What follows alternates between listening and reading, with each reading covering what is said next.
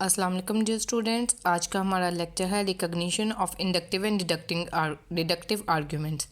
हम ये देखना चाह रहे हैं कि हम एक आर्ग्यूमेंट को हम कैसे इंटरप्रेट करें, उसको इंडक्टिव के तौर पर लेंगे, डिडक्टिव के तौर पर। तो उसके लिए तीन चीज़ों को हम देख सकते हैं। That is the first thing is occurrence of special indicator words.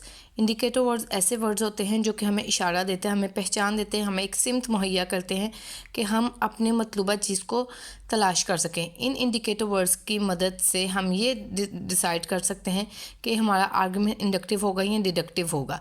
Second thing is the actual strength of the inferential link between premises and conclusion. Premises और कंक्लूजन के दरमियान में जो इन्फ्रेंशियल लिंक यानी कि जो ताल्लुक़ मौजूद है वो किस हद तक स्ट्रॉन्ग है।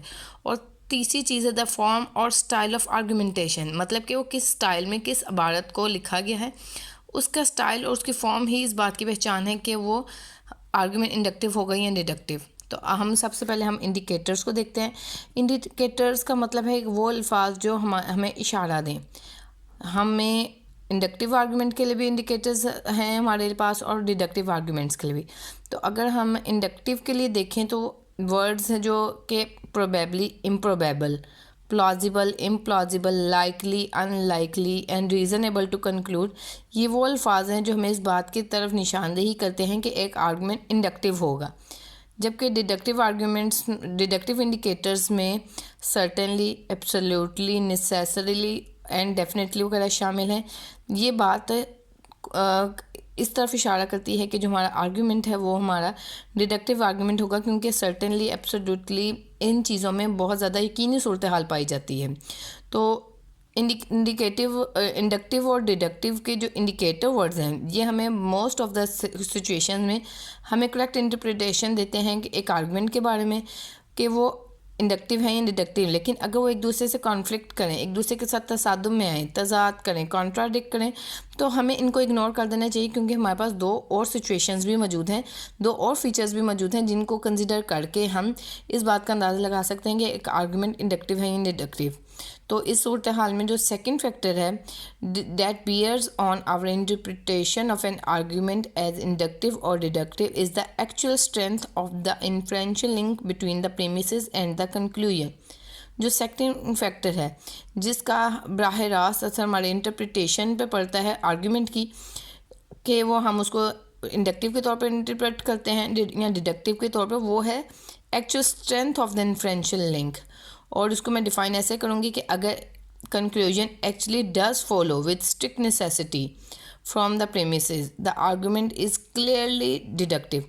अगर एक कंक्लूजन अपने प्रीमिसेस के को फुली फॉलो करता है, यानी कि उनके मुताबिक है, उन या आप ये कह सकते हैं कि जो हमारे प्रीमिसेस हैं वो फुली सपोर्ट करती हैं कंक्लूजन को, तो ये आर्गुमेंट हमारा क्लियरली डिडक्टिव है। एक ऐसे आर्गुमेंट में जो कि डिडक्टिव हो, ये इम्पॉसिबल है कि हमारे प्रीमिसेस ट्रू हों और कंक्लूजन गलत हो। प्रीमिसेस ट्रू और कंक्लूजन भी ट्रू होगा तो हमारा आर्गुमेंट डिडक्टिव है। ऑन द अदर हैंड, जबकि दूसरी सूरत हाल ये है कि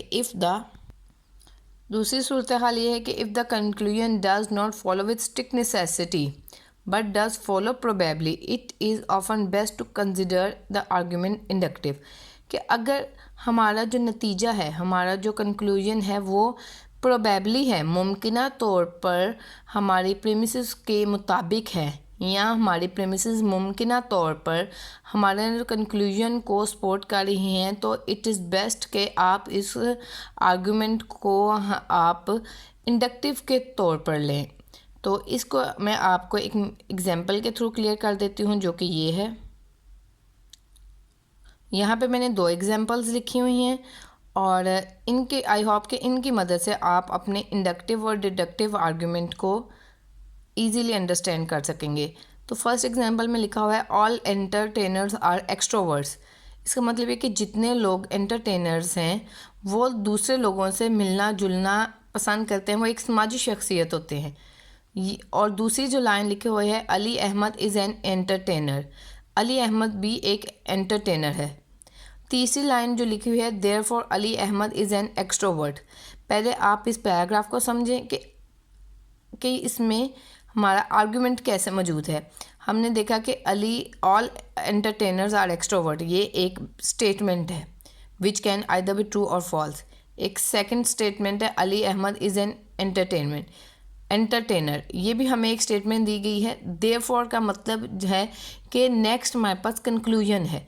ऊपर दो प्रीमिसेस दी गई हैं और नीचे कंक्लूजन निकाला गया है। एक प्रीमिस ये है कि तमाम एंटरटेनर्स एक्सट्रोवर्ट होते हैं, दूसरी प्रीमिस ये है कि अली अहमद भी एक एंटरटेनर है। तो देयरफॉर नतीजा हमने ये निकाला कि Ali Ahmad is an extrovert. ये इस मिसाल पर अगर आप गौर करें तो हमें जो प्रीमिस दी हुई है वो यकीनी तौर पर ये बताया गया है कि तमाम जो एंटरटेनर हैं वो एक्सट्रोवर्ट्स हैं, ठीक है। Therefore Ali Ahmad is an extrovert, ये जो कंक्लूजन है ये हमारे प्रीमिसेस को फुली सपोर्ट कर रहा है, फुली उसके मुताबिक है हमारे। इसमें गलती की या गैर यकीनी सूरत हाल नहीं है क्योंकि हमने ऑल का वर्ड्स इस्तेमाल किया। तो हमारा जो ये आर्गूमेंट है वो डिडक्टिव है। लेकिन साथ में ही एक सेकंड एग्जांपल लिस्ट की गई है जिसको आप पढ़ेंगे तो आपको बेहतर आइडिया हो जाएगा कि इंडक्टिव और डिडक्टिव को हम कैसे पहचान सकते हैं। तो वो है जी कि the vast majority of entertainers are extrovert, कि ज़्यादातर लोग, वास्ट मेजॉरिटी मतलब कि ज़्यादातर जो एंटरटेनर्स हैं वो लोगों से मिलना जुलना पसंद करते हैं, वो समाजी शख्सियत होते हैं। सेकंड प्रीमिस है Ali Ahmad is an entertainer, कि अली अहमद एक एंटरटेनर है। देयरफॉर ने हमें इशारा दिया कि ये कंक्लूजन है Ali Ahmad is an extrovert, ठीक है जी। अब हमने जब आर्गूमेंट को स्टडी किया तो हमें पता चला कि जो मेजॉरिटी ऑफ एंटरटेनर हैं वो एक्सट्रोवर्ट है, ठीक है। ठीक है, और अली अहमद एक एंटरटेनर है।